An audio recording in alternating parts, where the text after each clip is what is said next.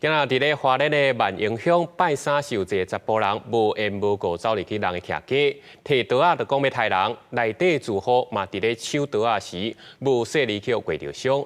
不过检方说讲，因为这嫌犯佮权益会失礼，到直接将人放回去，是引起大众的批评。 坐伫咧涂骹，这个查甫人已经互警方压制，伊是走入去命题厝内，互带号的查某囝发现，竟然对现场举一支菜刀，恐吓讲要杀人。做老爸听到查某囝喊救人，要来抢伊的刀啊，也毋过那互伊抬着。我妹说有人要杀我，大声吼叫，然后尖叫，爸爸的，然后我爸爸就赶快冲出来，然后他就拿刀刺我爸的脖子。代志发生伫咧2日透早1点。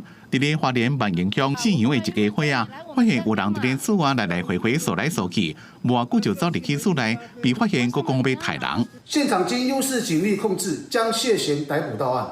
全案依涉嫌伤害、妨害自由及侵入住宅等罪，移送台湾花莲地方检察署侦办。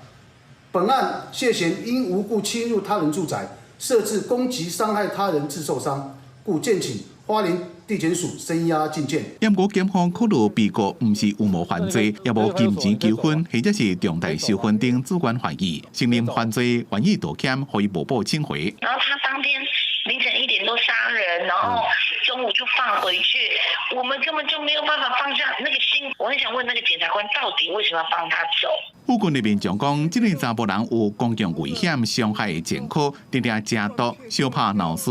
对民众的疑虑，花莲地检署检察官23时再一遍开股票，以杀人未遂罪，甲嫌犯再一遍具体告案。记者综合报道。